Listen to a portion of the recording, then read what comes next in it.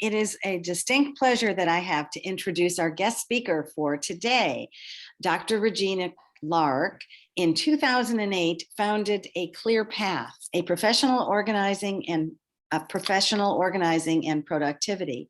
Regina is a featured speaker and educator on issues ranging from productivity, hoarding, and women's leadership. This past October, Regina published her third book, Emotional Labor: Why a Woman's Work is Never Done and What to Do About It. As a certified professional organizer, CPO, Regina is a specialist in boomer and senior downsizing, residential organizing, and life transitions, with an additional certification in chronic disorganization. She works with clients who are challenged with ADHD and other brain-based conditions. Dr. Lark is the current board member of Apica Adult Daycare Center. She earned her PhD in history from the University of Southern California and is writing a dissertation on interracial marriages between Japanese women and American GIs after World War II. For fun, she plays golf, tennis, and writes goofy songs about clutter. I'm not sure if Regina will sing to us today, but we are so looking forward to your presentation. Let's give a warm Golden Gate Breakfast Club welcome to Dr. Regina Lark. Thank you. Thank you. If prompted, I will sing. But right now I'm going to share my screen and get the show on the road. It's really nice to be here with all of you today. Thank you, Betty, for your introduction. Good to see you, Carl. Everything's been a couple of years. Last time we met, it was right before the shutdown. We're both members of the National Speakers Association, and we were both members of the LA chapter. So good to see you. I already wrote the dissertation. It was a 450-page manuscript. I don't want to do that again. But yes, I did finish that eventually. And I was able to have a chapter on my research. I'm a Japanese war bride expert, and I was able to have a chapter published on my research just last year in an anthology on women in war. So my war brides got their due from me, and that was very exciting. But I'm here to talk about my latest work, my passion, the love in my life, this topic of emotional labor. And my background as a PhD in women's history, when I was laid off from a job at UCLA in 2008 because of the budget cuts, and that job required the higher advanced degree. And now I was out of a job in the summer of 2008. And just before that, I had gone to Jerusalem to visit a very good friend of mine. And while I was there, I said, Nadira, let me do your kitchen. And she's like, Habibti, what does that mean? And I said, Nadira, your girls are in their 30s. You got sippy cups in the cupboard. Just let me do what I do. So I organized her kitchen, got back to my desk at UCLA. 1 week later, I learned that my position had been eliminated, my unit dismantled. And 2 months into my layoff, I told my roommate, I'm going to organize until something better comes along. And quite honestly, nothing has. And so over the last 13 and a half years, I've built this veritable queendom of a company. And we cover LA and Orange County, and it's just a great endeavor. When I started my work as a professional organizer, I thought I put my women's history hat behind me. But lo and behold, I started meeting a lot of women who were filled with despair over the fact that the work of the household just did not come naturally to them. It just wasn't in their skill set, and they were feeling like failures, and that they weren't upholding an ideal of true womanhood. And I was listening to this, and I'm working in their spaces, organizing, and I just started putting a lot of things together in my head. And I decided after many years that I was going to really look into the underpinnings of why we have this challenge when it comes to women in the household. And I know that whatever I talk about today, there are going to be outliers. I would imagine many, if many of you in this Zoom room right now have lived with really wonderful equity partners at home, that there has been an equal weight and equal share of the household labor. Those types of relationships continue to still seem few and far between. In all of my years of doing research and focus groups, there seems to be a familiar lament when it comes to the work of the household that I call household management, not women's work. In March of 2020, when the shutdown happened, I thought, oh, yay, I'm going to have the time to write my book. And so from March to June, I would do some things. I wasn't doing a lot, and I wasn't moving forward on the book as I thought I ought to be. And so in June of 2020, I reached out to a friend and colleague, Judith Kohlberg, and I know Judith to be a thought leader, an author, a feminist, a professional organizer, and she really understands working with people with brain-based conditions. And I said, Judith, I want to have you work with me to, from the front cover to the back cover, help me to put this book together. And we embarked on a great, great journey and published this back in October. Well, along the way, Judith suggested, hey, wouldn't it be great to break up some of the text with some images? And so I said, sure. And so I whipped around on my desk and I typed lesbian cartoonist, because I thought lesbian cartoonists need work too.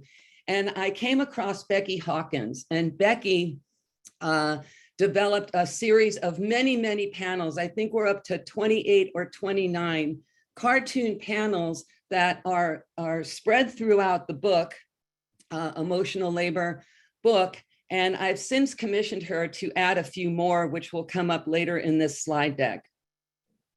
So I'm going to talk about the book through her cartoons, and I can see the chat. If you have questions, I will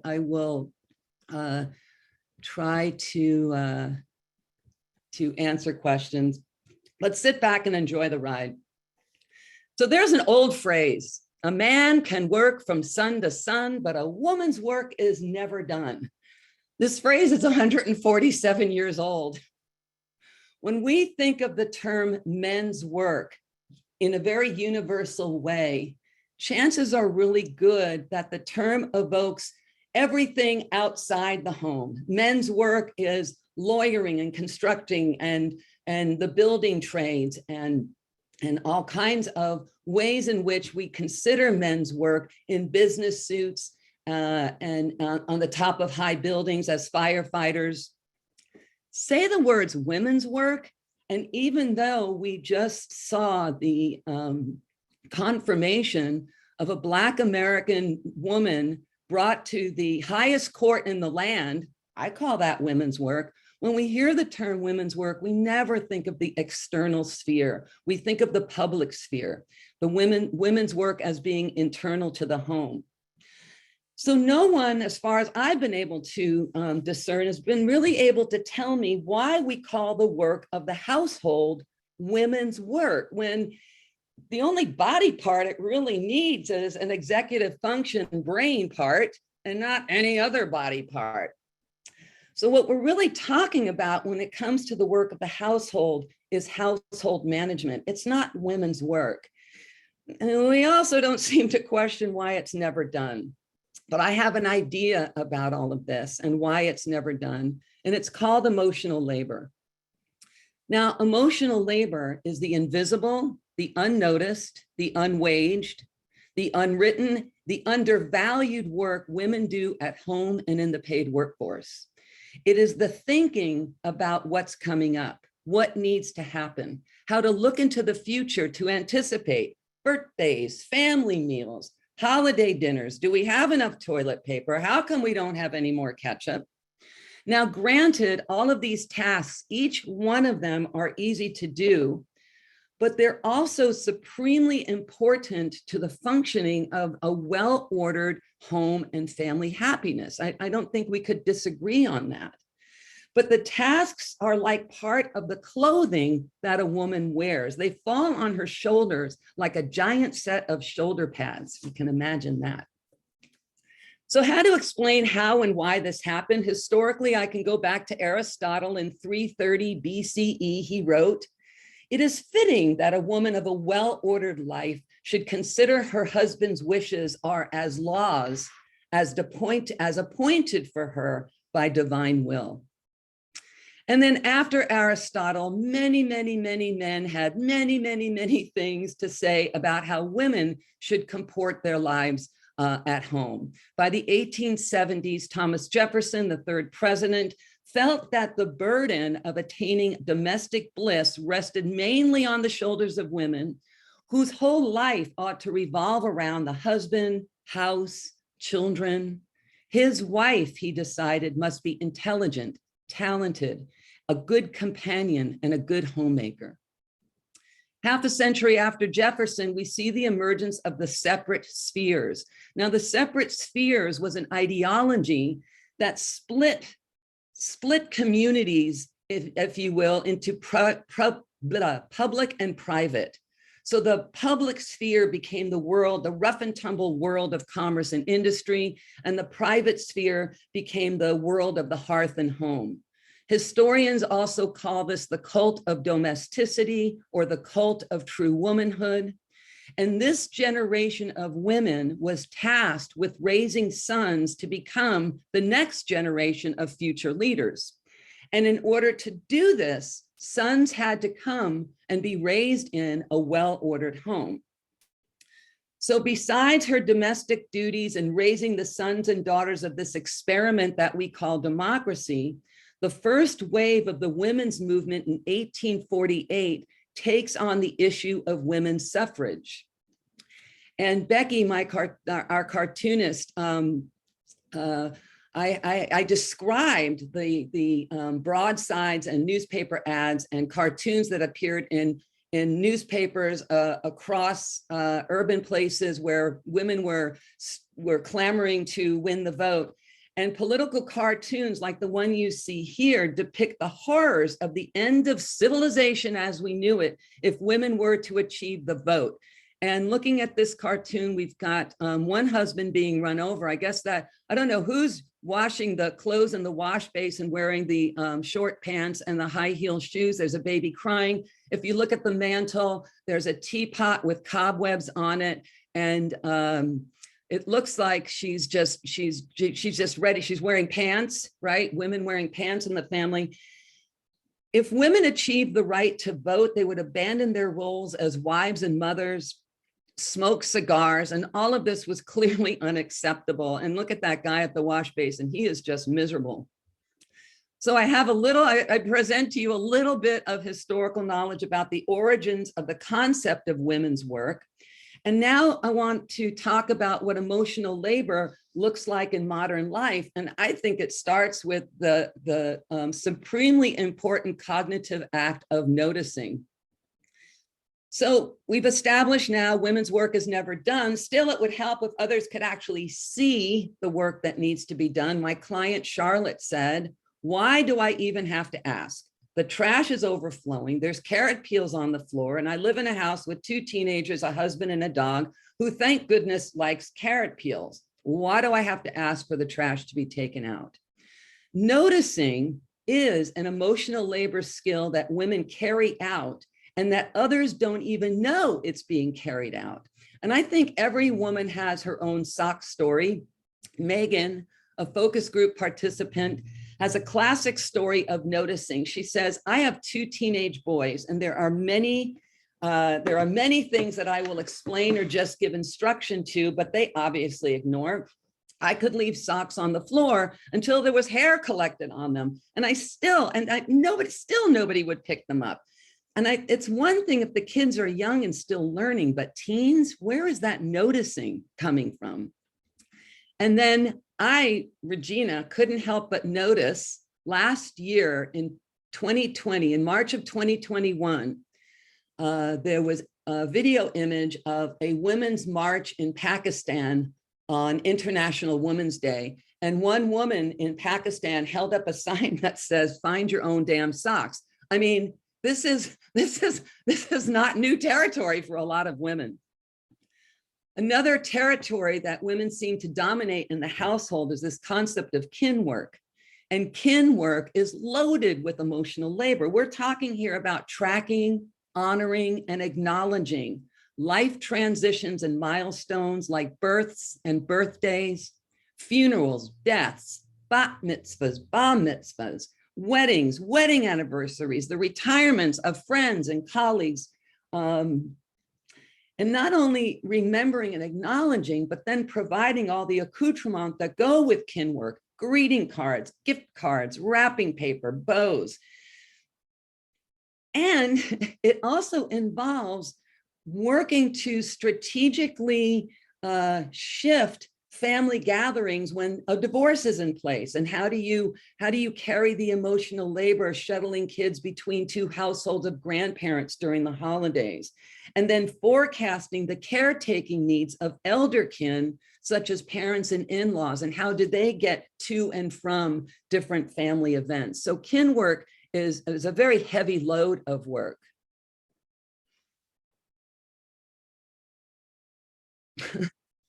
My client Sylvia told me a typical emotional labor story that we came to call the Ketchup Wars, and it goes like this.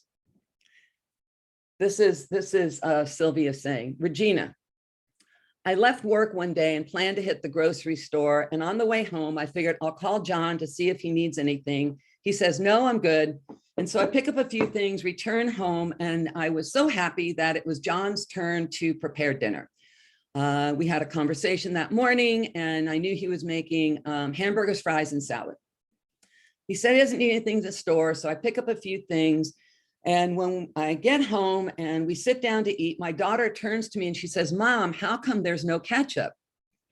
And she's like, I didn't know we were out of ketchup. And I looked John right in the eye. Why don't you know we were out of ketchup? You knew we were having French fries. And then she sort of unglued and she said, why is it my job to remember the effing ketchup? What is it about me that's supposed to know that part? When did remembering to remember become my job? I don't know.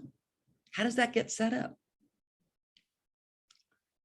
This particular cartoon came out of a lot of business networking lunches that I was doing in the Zoom room during COVID. So we're in the Zoom room and I'm talking to cool guys, men that I network with. And I would see life happening in the Zoom room. I would see a cat walk across the keyboard, a kid behind them pulling hair. And so I'd say, oh, how's it going in there? And what's life like in COVID with the whole family? You could knock me over with a feather by how many men said, well, luckily my wife's not working right now. And I'd be like, what is she watching Ellen reruns and eating bonbons? I mean, like, what the hell is she doing at home? No, we've got 3 kids. She's working all the time. I said, let's call it work. Let's just call it work. She's working all the time. What I find to be quite ironic, the 2 things that come out of this for me, one is as I'm listening to these comments from well-meaning men in my Zoom networking meetings. One day I had posted a question on Facebook and I said, if there was any task or job at home that you could give up right now, what would it be? And my friend Jennifer wrote right back and she says, well, luckily my spouse takes on all the non-financial labor at home. And I was so struck with that. And I wrote her and I said, Jennifer, are you the primary wage earner? And she said, yes. And when she mentioned that he does all the non-financial work at home, I thought, my gosh, she absolutely understands the value of that work. She called it work. She knew the value. She uplifted and elevated to make sure that he knew the value of the work. The other thing to mention about this happened a month ago. I was at the Smithsonian American History Museum, and there was an exhibit on what was called invisible work. And this, I took this photograph at the exhibit, It's titled My Wife Doesn't Work, and it was put together around 1965. So we're talking 80 plus years ago. And the sentiment is still there. And it tells me everything about how we value or don't value what's going on at home. I just thought that was remarkable. And a lot of women who are involved in this just call the endless job description overwhelm. And in this cartoon, it starts out small. You got a baby in a sock and a basket and a ball. And then at the end, you see this explosive at the end. I think in many respects, this slide speaks for itself. Well, I think there's a certain irony about what is needed to perform the long list of tasks for household management. As of this writing, 31% of the certification exam to become a certified professional organizer, whether residential organizing or productivity consultant in a business environment, requires knowledge of planning, sequencing, creating systems, routines, habits, delegation, and time management skills. And these skills are so highly valued that you can't be a professional organizer without them. The invisible cognitive skills include good emotional management, including not only sequencing and prioritizing tangible steps, but also all of the invisible steps. Noticing what needs to be done, having a talent for anticipating the unexpected. We need a strong working memory that enables one to hold things in mind and take on the hard skill of scheduling and the soft skill of reconciling dueling calendars. And the irony of the invisible, unnoticed, unwaged, unwritten, and undervalued work that women do at home, the stuff we call emotional labor, is that it actually requires a huge amount of cognitive work.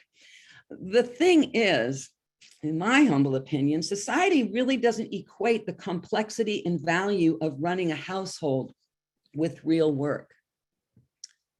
See something in the chat. Nothing I have to, oh, Anastasia has to go. All right, the tightrope. If you are a woman in corporate America, you are very familiar with this. And I think, wait, there's more.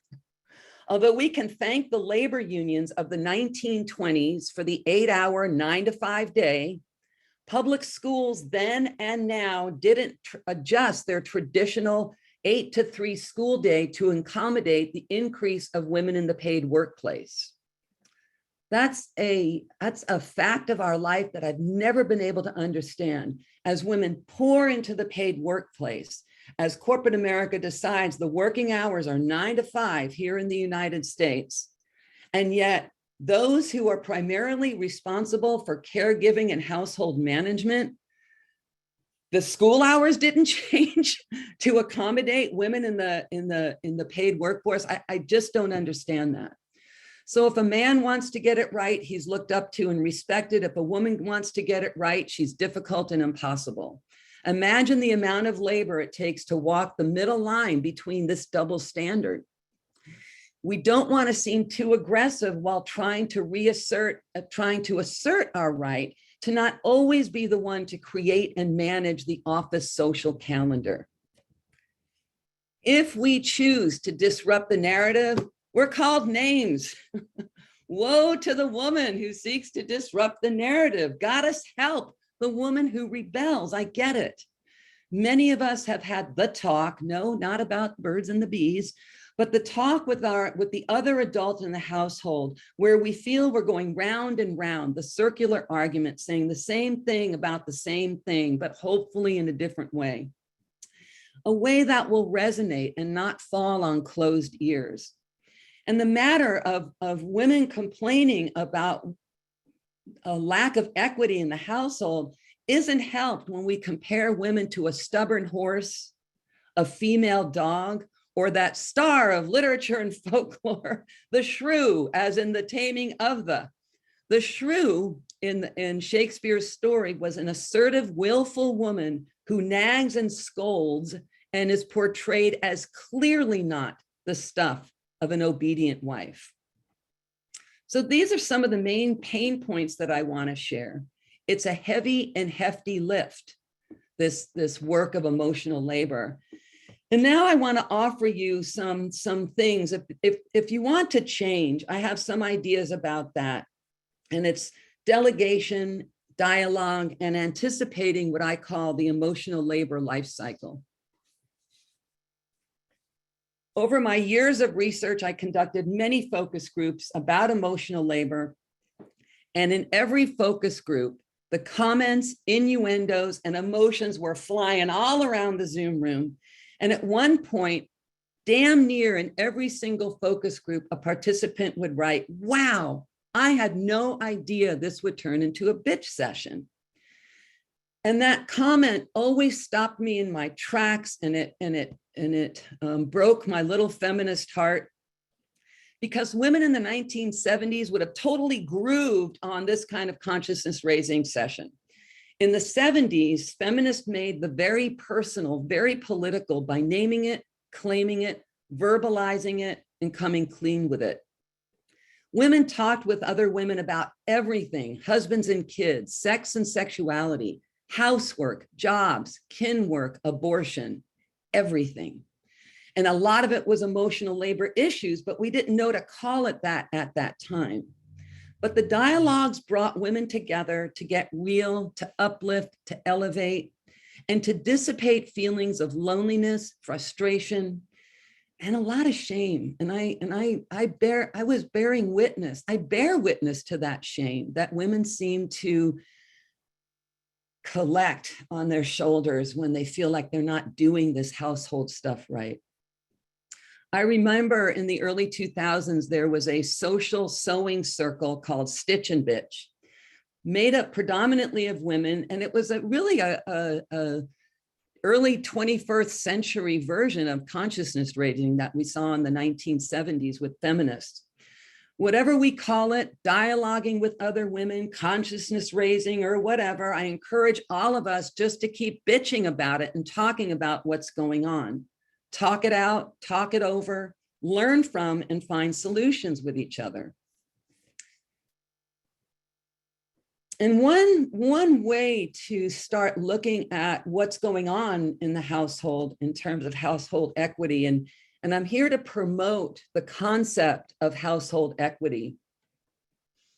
I'll tell you a quick story. Before COVID, I was at a lunch meeting with two lovely men in their early 40s. And we talked about parenting, and I just think these are great guys. I adore them.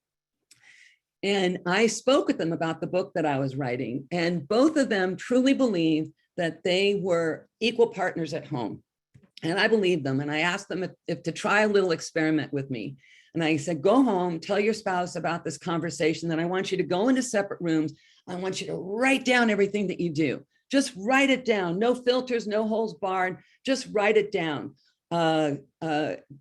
If you're the person who dusts the top of the fan blades, write it down. Well, Taylor called me the next day and he's like, Regina, oh my gosh, I had no idea what Karen did. I had no idea the extensive list of what she's doing. And a lot of it has to do with remembering to remember, and planning and calendaring and scheduling, and then doing all the work, doing the bulk of the work of the household. And so I offer this to couples that I'm working with. Go beyond any judgments about who is doing what at home. In order to make substantive changes in the household in relationship to getting organized, to delegating, to understanding what got you here in the first place, do a deep dive. And you're not going to label, judge, or resent yourself or each other for doing more or less than the other person. Just do a deep dive, work out who's doing what the hell's going on, and conversation about creating an equitable playing field. And I could tell you that this slide should be called disruptive dialogues, but it is a typo. It should be called deliberate dialogues. But we are going to disrupt the narrative with these dialogues. So both words choices would be good. Chances are good that you've had an argument or two about the cup left on the counter or a dish left in the den or clothes that languish in the dryer. I'm no therapist, but I think it's time to stop yelling and settle down into these deliberate or disruptive dialogues to talk about what's actually happening at home, what work is getting done and by whom. My book, Emotional Labor, contains sample dialogues that you may want to consider with the other adults in the household. And I think of living with another adult or two adults or children that are old enough to be part of these conversations too. If you truly want to create equity at home, these dialogues are the way to go. It means that household adults and decision makers talk about everything that needs to be done and everything without labeling, judging, or resenting the length of each other's list. But if everything can be discussed, you can start creating a new narrative for continuing the discussions and the dialogues. And part of the success of shared equity in the home is this concept of delegation. Now, I am the queen of delegation. If I don't want to do something, I delegate. If my attempts at trying it on my own, I fail myself miserably, I delegate. If it has to do with technology, I delegate. Marketing, delegate. Everything I do, I have a village. I have many things that I do in my life, and I have a village for each thing. Why am I telling you about my desire to delegate? I think because knowing how to and to whom and when is a big part of relieving this burden of emotional and physical labor. And I believe delegating actually means less guilt for leaving early, going to the spa, or training for a marathon. Now, there are two ways to delegate, and one is called traditional delegation. And we tend to delegate to those who are best suited to the task. And as a result of that, yes, women are best suited to the task because this is how we're raised. This is almost part of the DNA, but not quite.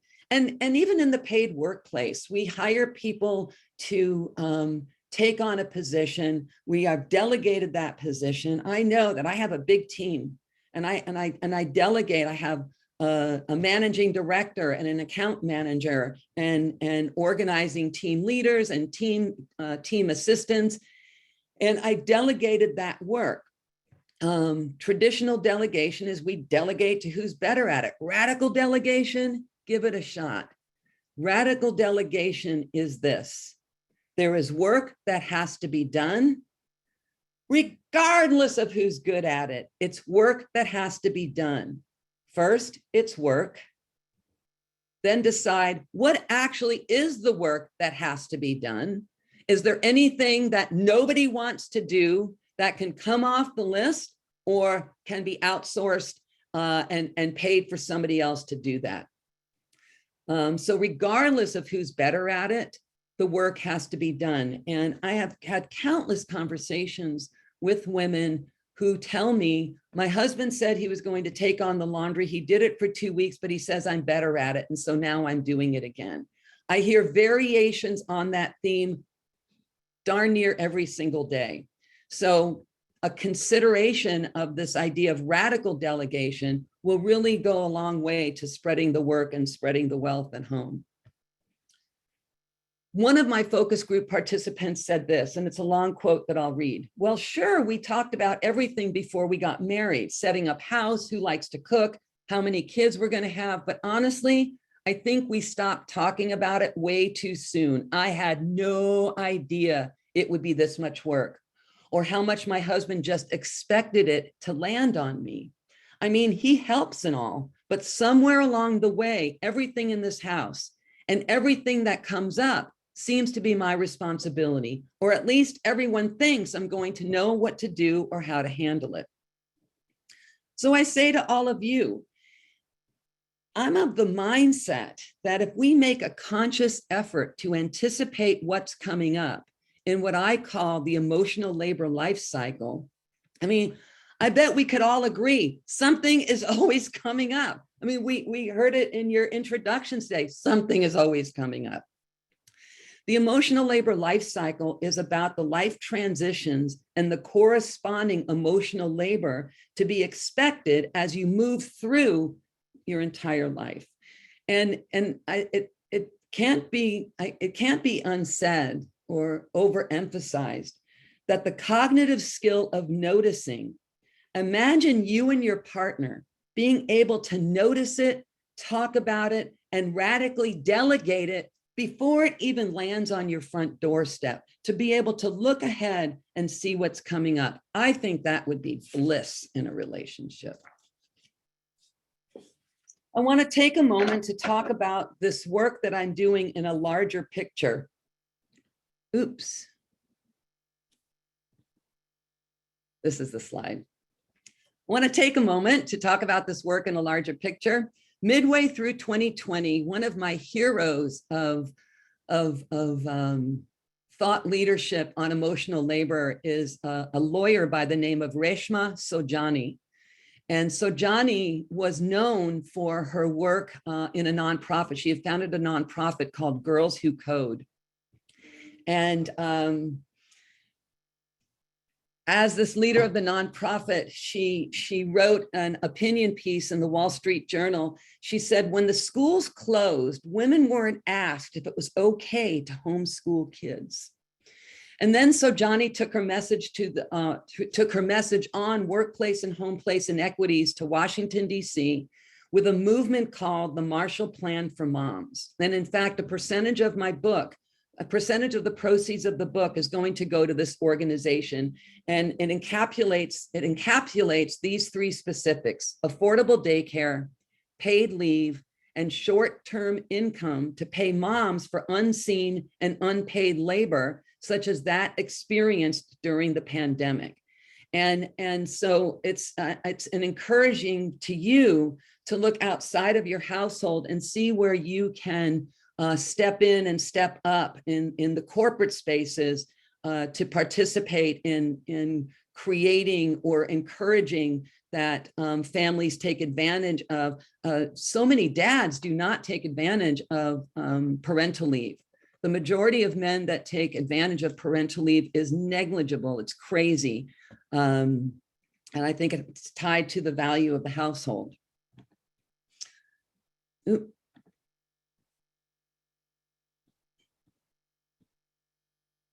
Still, even in the best of times, household work is considered women's work, tightly wrapped in emotional labor, with crushing expectations for pulling it off efficiently and expertly.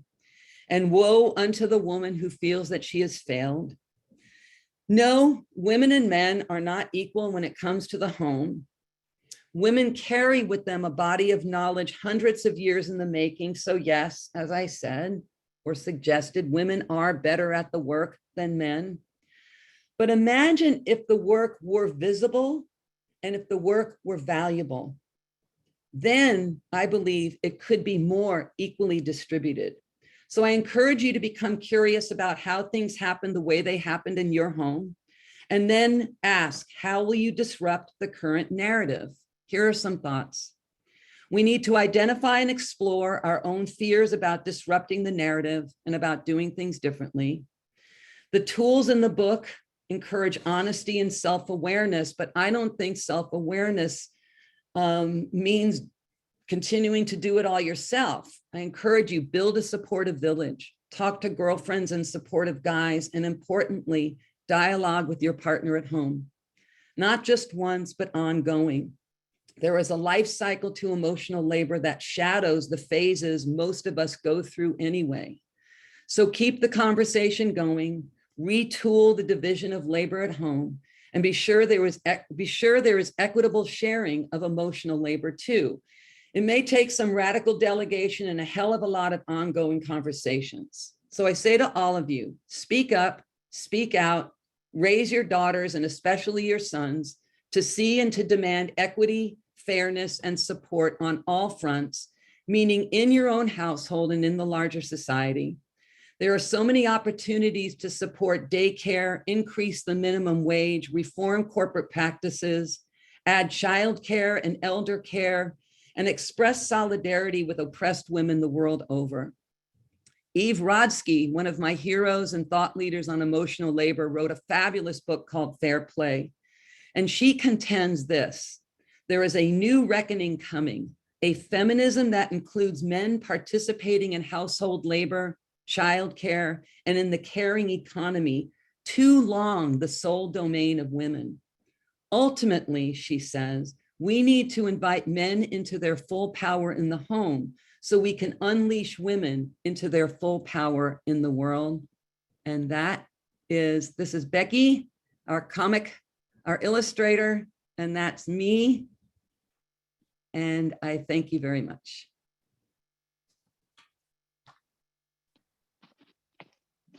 Excellent. Thank you so much, Regina. I appreciate the presentation and the wise thoughts there. It's good to hear. Any questions from anybody? Nothing in the chat at the moment. So does anybody have a question? Susan? I took pages of notes. I thought you were describing generations of my family. And all I can say is that you need to be out there teaching this to everyone. I never thought that noticing was a skill, but I am now happy to know that I have that skill. I just can't tell you. I know some of the men are probably thinking, oh, well, this isn't the truth. But I know all of you would want your granddaughters and your nieces and your daughters to be in relationships with people who hold up their fair share of the bargain.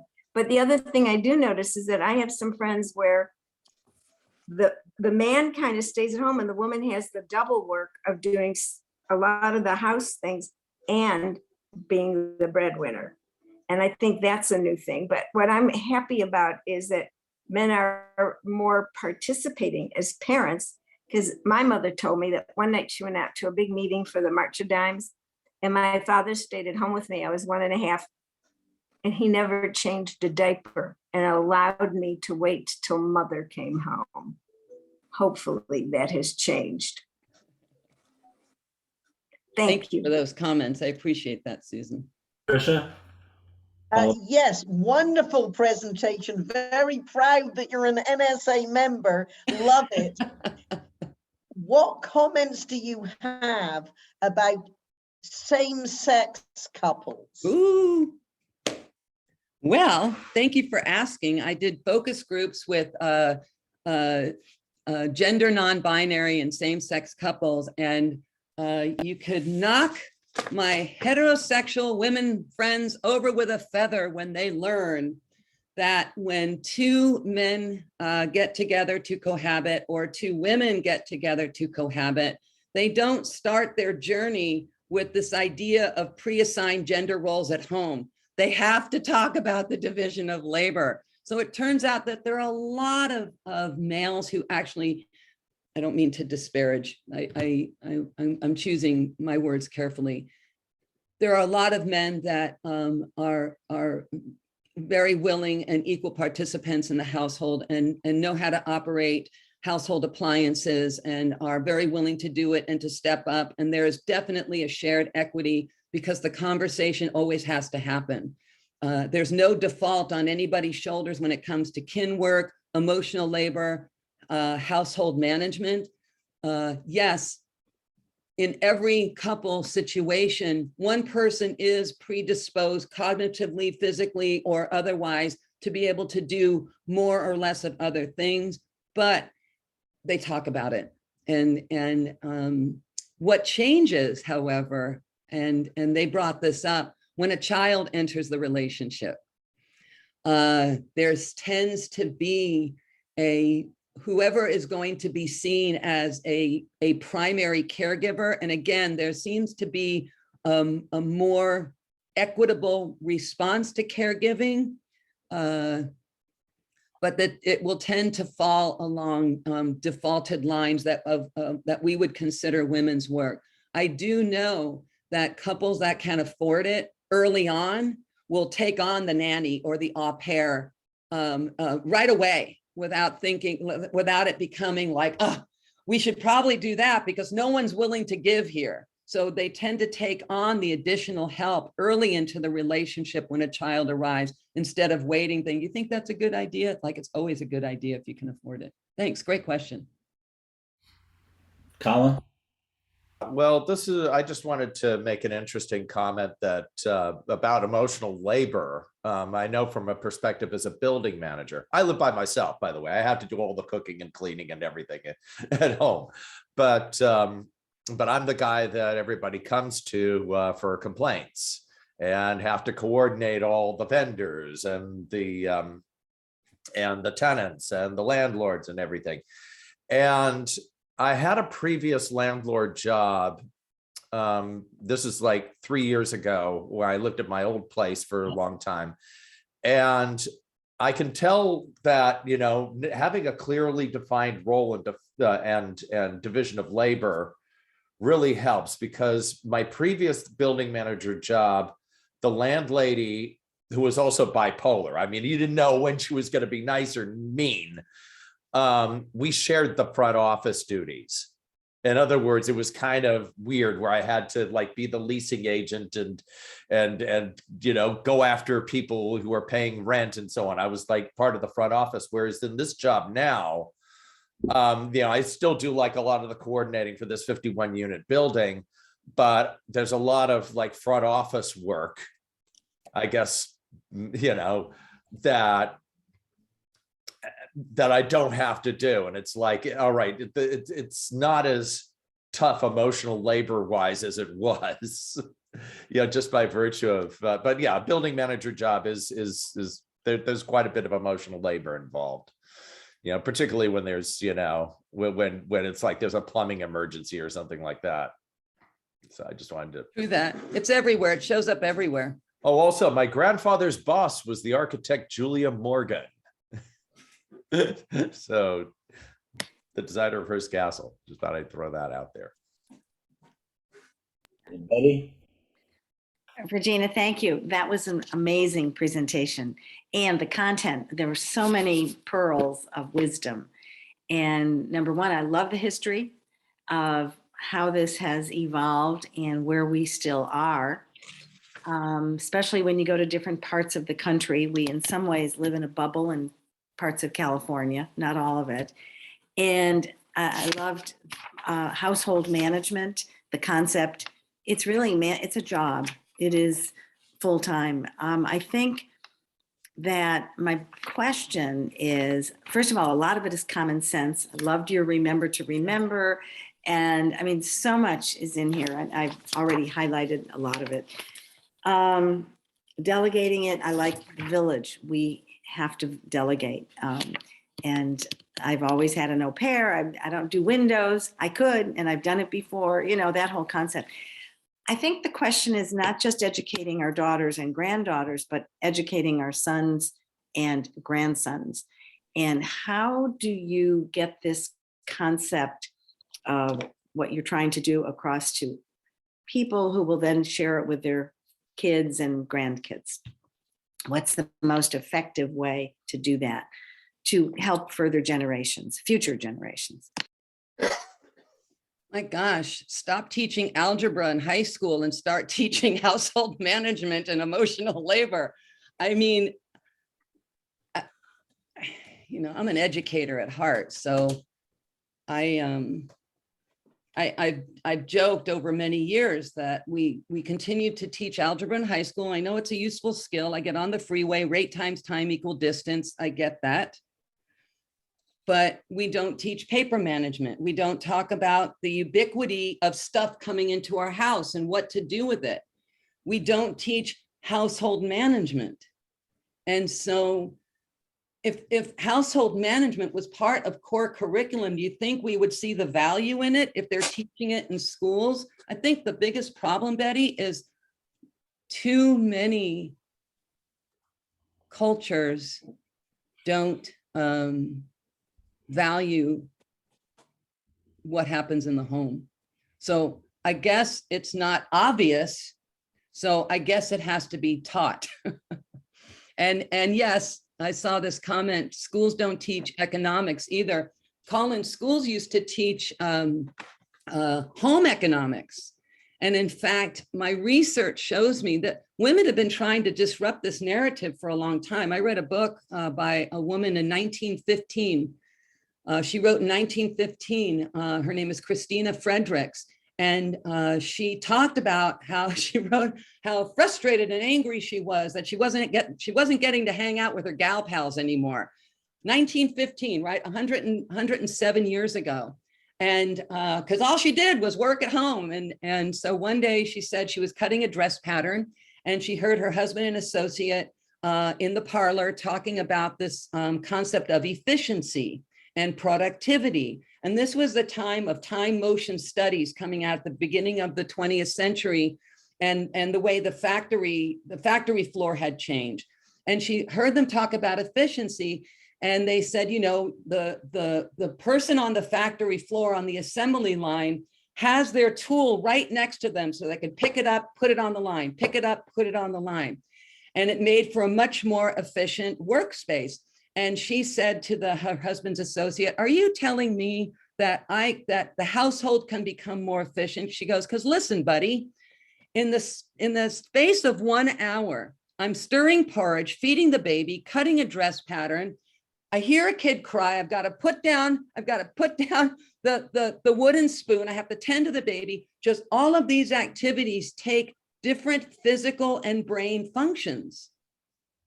In the course of 1 hour, how do you make that more efficient? And she spent the rest of her life creating household technology handbooks. So she could free up her time in order to make things more efficient and economical at home. She developed these systems. They're written out. I mean, this book is amazing. Card catalogs, filing systems, a whole chapter on what husbands ought to be doing to create. She was so ahead of her time. But again, courses like that after her book, home economics tended to be classes that were, when I was in high school, the girls took home ec and the boys took auto shop. And so there was just not, so again, education, it should have been the reverse, right? And then what Patricia said, I would love to get this book into the hands of every professional in the country. Carl? Yeah, there seems to me that this is a huge societal problem. We hear a lot of talk in this country, in politics and media and all that, about mourning the loss of family values. And we need family values.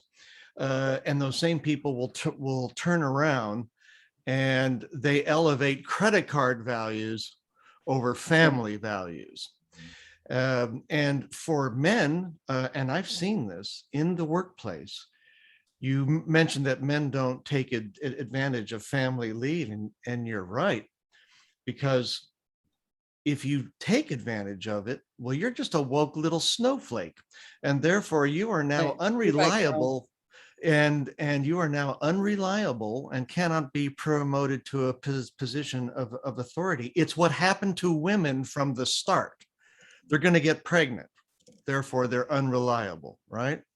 And somehow with this, we've become a country where there's two earners in every household now. It's not just the guy, and you know, Mrs. Cleaver is at home taking care of the beaver and all that stuff. Then we've got to change the paradigm within business to understand what people need to do, and that, yes, these are two earner households, and each has a responsibility at work and each has a responsibility at home. And then maybe we can get back to something that approximates family values. Yeah, thank you, Carl. I appreciate that. I don't know. I am hearing from a lot of women in the paid workforce, and a good chunk has changed, but there's still this interesting overlay. You know? Yes. Absolutely. Yeah. I mean, I saw it. It's still out there. And I don't think it helps that somebody like Sheryl Sandberg would write this book called Lean In, and instead of leaning out and disrupting that narrative. Mm-hmm. It was all about leaning into the narrative. It's like, bleh.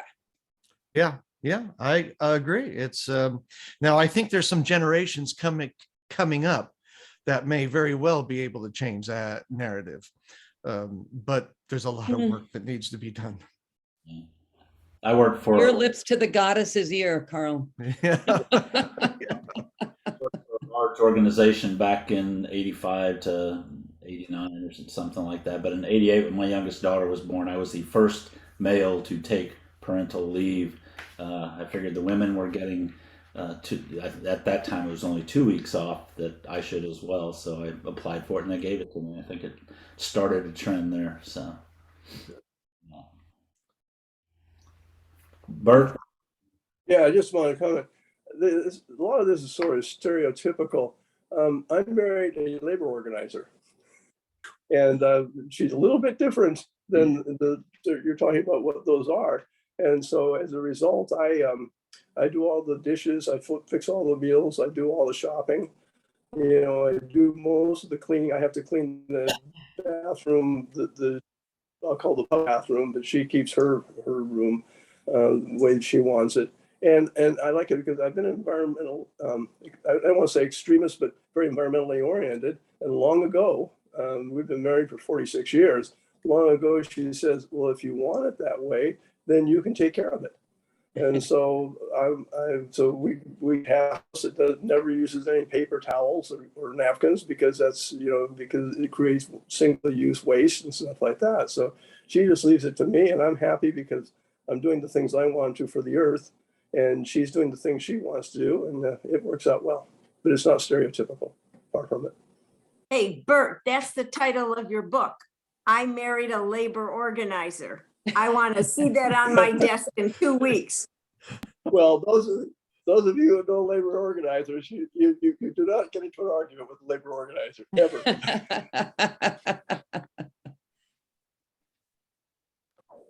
Any other questions? No? Let's see. Colin. Yes. Sorry. Go ahead. Betty, then Fred. Okay. Taking it down to a simple, not a global level, do you think that it helps in terms of organization? I really think, when you help somebody get ready to move or whatever, when you said organizer, I'm a really good organizer, but I don't have the time to organize my own stuff, my files and so forth. And I do it every now and then, but right now my pile to file is this high. And taking it to another, shall we say, level, do you think it would help, I will say, women and men in their households to have a professional organizer come in and just kind of guide them of how to organize their lives better, that might help them with their notice I said their household chores? Do you think that's, and I know a lot of times it's expensive and people don't have the resources, but any thoughts on that? Oh, hell yeah. We're really handy to have around the house. Two things about that. Betty, you're good at organizing, but you're choosing not to prioritize that. It's got nothing to do with how much time you have because you're not dead. You do have the time. You're choosing not to put your time there. That said, there are all manner of ways that we can bring in the help to work on paper, on clutter, either working with a professional organizer such as myself, and the price points are all over the place. $55. A professional organizer is going to charge about $75 an hour to $250 an hour. And the work goes as quickly or as slowly as work can be done. And also, I encourage people to put a price tag on their emotional well-being. Amortize how long the problem has been there for you. And then if you can get a team of ninja organizers to come in and take care of it in 8 hours, think about that. The other part of it is that if that price point is outside the budget, go to places like taskrabbit.com. Taskrabbit.com is where you can find, if you type in personal organizing, you'll find people that will do the work at $20 an hour. If the goal is to learn how to shift habits, behaviors, and relationships to stuff and space, then you work with a professional organizer. If the goal is to just get it the hell done, then go to somebody who's got a lower price. Caveat that there's probably not insurance or workers' comp or any of those components that good business owners will carry. But if it's just somebody that you need, who needs the gig, get it done, do that. Thank you. You're welcome.